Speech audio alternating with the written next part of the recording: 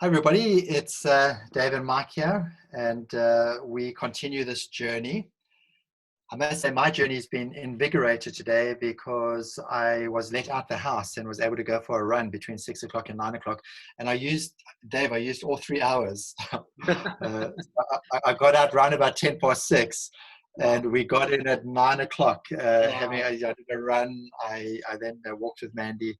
And it's almost like being reborn. Wonderful, wonderful. This, Well, I got to walk to the shops where I bought a bottle of Italian wine, which I'm looking forward to drinking straight after this podcast. So that's my excitement for the day. But I've been watching on the news and seeing how South Africa is being unlocked and seeing everybody out running. So it looks like you guys are going to have some fun. Yeah.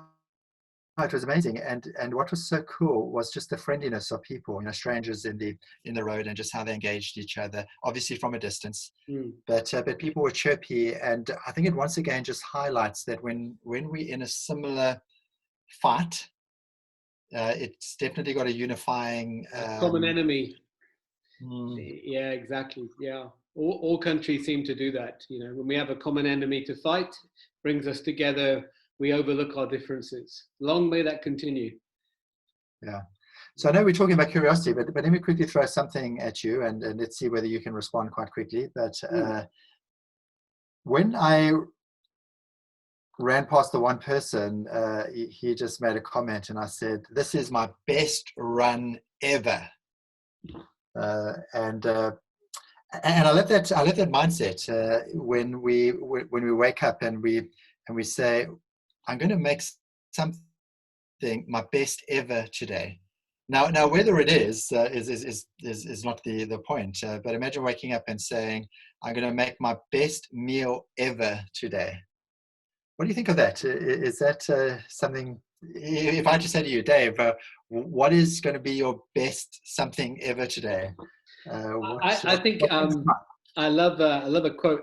Eckhart Tolle. One of his teachings is probably not his, but he says, the only thing that we ever have is the now, is right now. That is all we have. We don't have tomorrow, and yesterday we don't own anymore. We only have now. And if that really is true, then the run that you are having right now is the best run that you'll ever have, because it's the only run that you have. It's the one that you have now. And I think what paralyzes us is comparison. If we are forever comparing the present with the past or with the future, then we never really embrace this being all I have, and therefore this being the best that I ever have. Does that make some sense? Absolutely. And it's just such a lovely, I want to use the word posture again. And it is a little challenge to everybody. What today is being the best ever? And like Dave, like the best. Yeah, Dave, like it's not a comparison, but it's just this it's almost a curiosity that we spoke about yesterday, and the child. But it's this feeling that this meal I'm making is the best ever.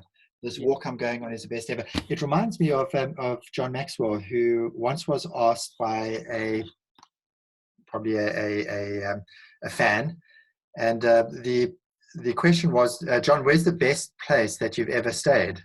And he responded, the place I'm staying in right now. Yes. So the guy then looked at him and obviously knew a bit of his history and said, oh, so you think that this is better than that time? And John Maxwell looked at him and said, no, that's not what I said. The place I'm staying at now is the best ever. And what Maxwell was sort of getting across is wherever he is, that's the best ever.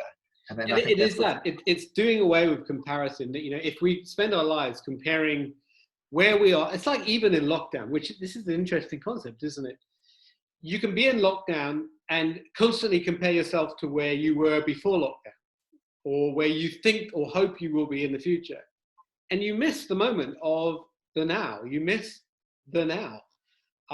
This is all we have. Therefore, this is the best I have. Therefore, I will make this the best I have. It's that posturing, as you call it. But if someone says, if you spend your life looking in the rear mirror, you never enjoy the times at the moment. Or if you spend your life constantly looking into the future, you're never living in the day, and so you never understand the joy that you had of going out for that run and saying, "This is the best run I've ever had." Yeah, I think it's powerful. Yeah. But I suppose it's like the two of us sitting here, and I don't know how many of these we've done now, 14, 15, lost count, haven't been counting. And as we're sitting here, we're looking at each other and we're saying, this is our best conversation ever. Yes. Now, somebody might listen and say, well, guys, you were sort of off beat today. That was pretty terrible. That other one was much better. But we'd look at them and say, no, you're missing the point. Right now, we can't think of any other previous one which could possibly beat what we're doing over here. And so let's link this to curiosity. I suppose that would be a tonic for curiosity, because if I believe that this is the best ever, it's going to make me curious to dig deep into treasures, into resources, into wholeness that is within me, to just say, this is going to be magical. If the result is terrible, it doesn't matter. We are doing the best ever podcast right now. Exactly. Yeah. And so I think when we talk about curiosity, and certainly getting it to start to really work within us, we have to talk about things like living in the present, which is what we're talking about now. So definitely one of the keys of being curious is to be in the now, to be fully observant of the now, fully listening to the now, being aware. I think the word is awareness, being in full awareness of the now. That's definitely a fruit or a contributor to curiosity. I think the second one is this: the ability to unlearn things. I think the second thing that stops us being curious is the fact that, oh, no, I already know something. How many times have you heard someone say something and before they've even finished, you've stopped listening because you feel like you already know it? This goes along with lines of curiosity. How can we unlearn things? What are disciplines that we can put into our lives to help us unlearn? Isn't it wonderful to be able to go and look at a picture that we've looked at many times, but yet see it differently? Or listen to a piece of music that we've heard hundreds of times, but hear it differently. To make a dish and to taste it differently. That's the essence of curiosity, right? But to do that, there has to be a discipline that says, I can unlearn something. I can rediscover something. So I guess I'm struggling for my words here, but I guess I'm saying, how can we rediscover something new in the familiar? Rediscovering something new that's in the familiar. I think that's an essence of curiosity, isn't it? I think it goes back to what we said yesterday, that the starting point of curiosity is a belief set. If you believe you know it all, you probably are right. You're not going to learn anymore. Yeah. Because you know it all. If learning is not like the color of my eyes, but rather the size of my muscle, which if I exercise it, the muscle can grow, then I'm also not going to be disappointed. So those who seek find, because they believe that there is more to find. But if I believe that I know it all, then I'm probably right. And therefore, if I don't see an expansive journey of unlearning, of learning, I'm probably not going to unlearn, because scarcity is going to come in. So scarcity is going to come in, and whenever scarcity comes in, it's about protecting what I know. Yes. But if I see that there's so much more to grow, then I'm probably going to be prepared to sort of say, I'm happy to leave stuff behind.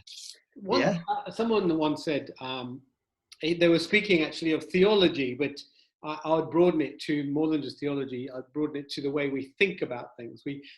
All of us think about things in boxes. We construct a concept or a understanding of something, and we put a box around it. This person said, instead of seeing theology as bricks that form a wall that protect us, we need to see theology as springs on a trampoline. that allow us to expand and change and to springboard. I thought it was a great analogy, because all of us have formed constructs about how we view the world, how we view people in the world, how we view our jobs, our circumstances. And we allow these constructs to become walls around us. And you use a term called confirmation bias. You've used it many times. We reinforce our understanding of the world that we see through confirmation bias. We see things and we interpret it through that same lens, which reinforces that we're okay, right? But these walls, these constructs of the way we look at life, are the very barriers themselves to being curious, to asking the deeper questions. And so one of the things that I think this lockdown has done for many people is it's starting them to challenge them about the way they look at life and the constructs of life. And it's beginning to bring questions in. Does this resonate with you? Do you have sometimes these constructs in your life? All the time. So if we go to this lockdown period, I've always believed that for the real transformational work to take place, that we've got to be together in the room. And 2 days ago, I spent 9 hours on a facilitated workshop with a team, and the time just went like this. And so let's really put it out there. Would I have preferred to have been in the same room with them together? Absolutely. But I've had to unlearn. I've had to unlearn that in order for learning to take place, you have to be in the same room. I've had to unlearn that this can happen. And that, by the way, there's certain benefits that the facilitated workshop being together doesn't offer. That actually does come through being technology. People attachments of presentations, the recording of what's going on, the ability to look for words. So yes, it's but confirmation bias is like you said, Dave, is when I'm always finding stuff to support my argument. The lockdown's causing me to find stuff that's showing that a new way is possible as well.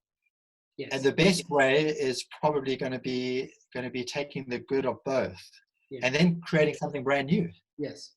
Yeah, it's the third way, isn't it? Beautiful, yeah. Beautiful. You remember, there's your truth, there's my truth, and then there's the truth, or the third way. There's a third way of looking at things, and that's the realm of the curious. When we actually allow ourselves to believe that there's a third option. I mean, a lot of us don't even entertain that. It's this or that. But there's a third way. There's always a third way. When we allow ourselves to genuinely believe that there's a third way, now we open the door for curiosity to come in. Okay, so what is that third way? What could that be? And now we start to ask the questions that leads us into a different way of thinking. Yeah, and I like you use the word or there, this or that. And so one of the tools that can help us with curiosity is replacing or with an and. And I love the addition of an and. So an iPod and a phone equals a smartphone. Mm-hmm. But it required somebody to put the and in there. Zoom, Teams, and present together in a room. What does that equal? This technology and that, they've both got their huge benefits. Equals. That's the exciting journey that we're on, and hopefully what emerges is something that's even better than what we had before. Yes. And I think that's the rewards of curiosity. So it's a great tool. Try and use the word and. Yes. And just do that takes you. Yeah. It's the art of possibility, isn't it? Learning to live with what's possible. Is there another way? There must be another way of looking at this. What is that way? And that's a discipline, I think, a discipline of not going down cul-de-sacs in our thinking, which we do, of not being so defined in the way that we look at the world, but allowing ourselves to say, well, this has been my view, but maybe my view needs to shift. Maybe I need to shift my thinking, And I think certainly coming out of lockdown, as we start to open the world up again, people are looking at life differently. You know, people are looking at the way that where they spend their money. You know, where they drive their car. I watched a beautiful little video the other day. I think it was today actually. You know, how the world fundamentally changes because of lockdown, their values and all those things. So I guess as maybe those who are listening in, and good for you and I, Mark, is to look at what fundamentally has changed in the way we view the world and how we view our place in it as a result of lockdown, as a great example. Yeah. And I suppose this is a bit of a harsh message. If nothing's changed, then we probably need to look at ourselves in the mirror and say, where have we been? We've wasted because the crisis.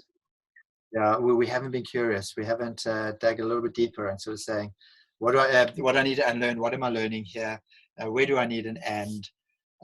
Where is my best blah blah blah ever? All these things. So hopefully that is happening. And then you know, we must speak about this maybe tomorrow. What happens when we're curious together? I'll make a note of that. So yeah, let's keep building on this curious theme, and let's be more curious, and let's challenge those boxes that we have. Mark, it's been great chatting again, and until next time I see you again, stay curious. Thanks, Ivey.